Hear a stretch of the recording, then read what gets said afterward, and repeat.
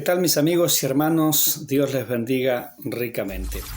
Quiero hablar por un momento de una palabra que está muy de moda, o más bien un concepto, ¿cierto? Que es crimen de odio.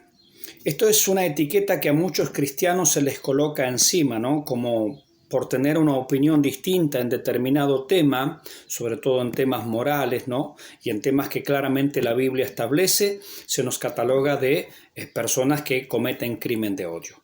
Entonces busqué justamente estas dos palabras como para brevemente compartir una reflexión. En primer lugar, ¿qué es un crimen?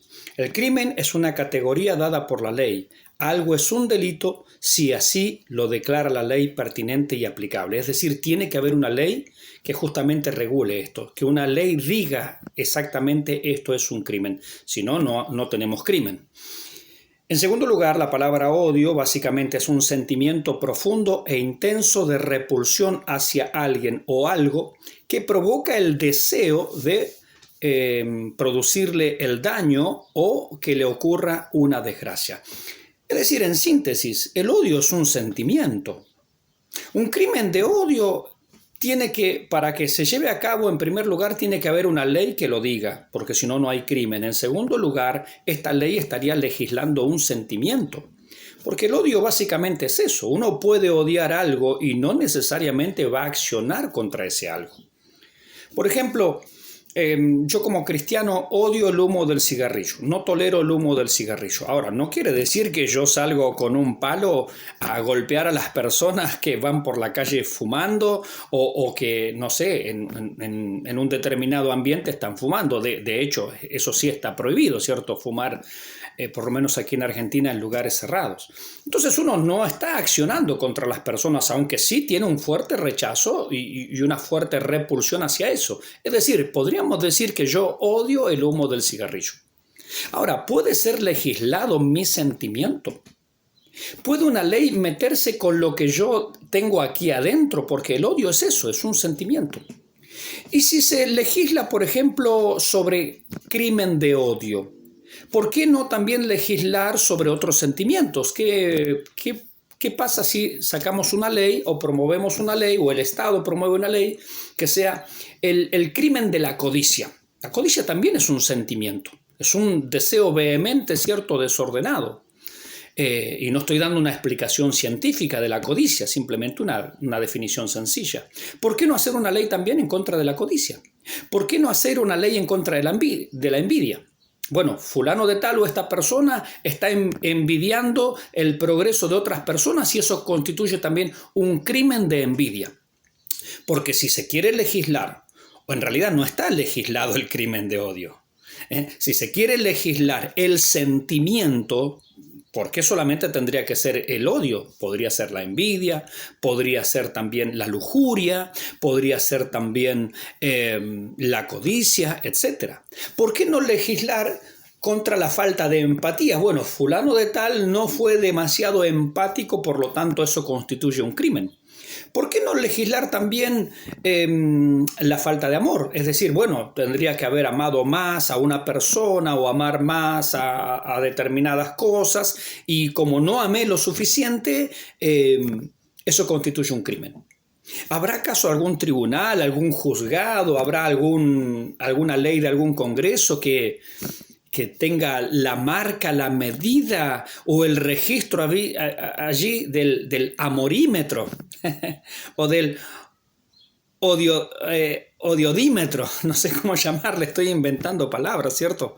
¿Cómo se puede legislar el odio? ¿Cómo puede catalogarse algo de crimen de odio cuando no hay una acción? Es decir, el Estado va a ser invasivo también con lo que yo siento. Es decir, el Estado va a legislar también lo que hay aquí adentro, la repulsión que uno pueda sentir por algo. ¿Es esa la labor del Estado? Es decir, ¿hasta qué punto el Estado puede decir lo que yo tengo que hacer o lo que no tengo que hacer con mis sentimientos? Pensemos en el caso de Dios. ¿Dios ama a las personas? Por supuesto, Juan 3:16. De tal manera amó Dios al mundo que ha dado a su Hijo unigénito para que todo aquel que en él cree no se pierda, mas tenga vida eterna. ¿Dios ama al mundo? Sí, ama al mundo. Mas Dios muestra su amor para con nosotros en que siendo aún pecadores, Cristo murió por nosotros. Romanos 5:8. Dios ama a todas las personas. Dios no quiere que ninguno perezca, sino que todos procedan al arrepentimiento. Es decir, está claro que Dios a la persona, al ser humano, lo ama, sea cual sea su condición. Es más, dice, siendo aún pecadores, estando en pecado, siendo personas corrompidas, Dios ama al mundo, Dios nos ama.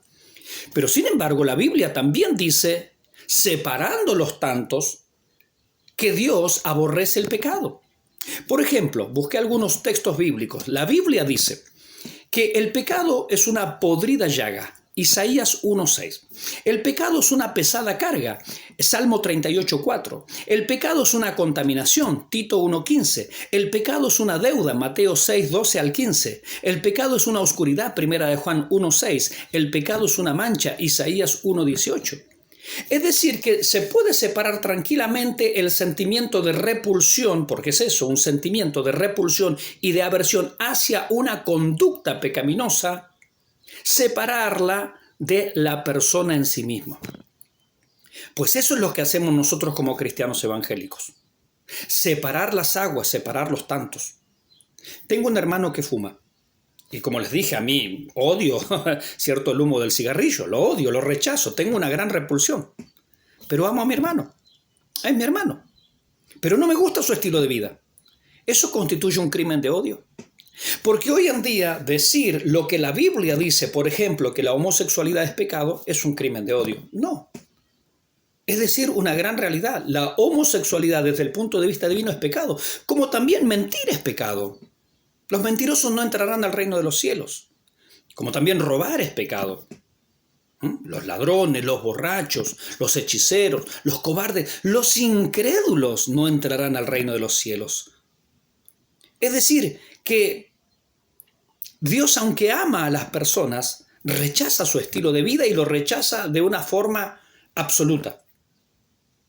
¿Puede Dios ser catalogado también como que ha cometido crimen de odio? Sería ridículo. ¿Y hasta qué punto el Estado tiene que legislar estas cuestiones? Es absurdo y es ridículo. Pero claro, si el movimiento feminista dice que lo personal es político, es decir, todas las cuestiones personales y del sentimentalismo tienen que estar respaldados por una ley, tienen que estar respaldados por el Estado. De allí que el Estado ahora se mete en el cambio de, entre comillas, sexo de las personas, se mete en la identidad de género de las personas y de lo que la gente se quiere autopercibir o lo que algunos se quieren autopercibir. Allí está el Estado aplicando leyes atrás. Y el Estado está legislando hasta en los sentimientos. Una cosa absurda y una cosa ridícula. Para concluir, el crimen de odio no es más que una farsa, no es más que un invento, porque no se puede legislar por los sentimientos. O van a hacer una ley, o van a proponer una ley, porque un hombre que es pretendido, por ejemplo, por una mujer, esta mujer lo denuncia y dice, bueno, ha cometido un crimen de odio porque no me eligió a mí, me discriminó y prefirió a otra. No me amó a mí lo suficiente y por eso se separó de mí. ¿Desde cuándo el Estado tiene que legislar las cuestiones emocionales, sentimentales? Porque el odio, insisto, es simplemente un sentimiento. Que mientras no se lleve a la práctica una acción concreta, no hay delito, no hay nada punible. Una simple reflexión para que pensemos en estas cosas. Que Dios lo bendiga.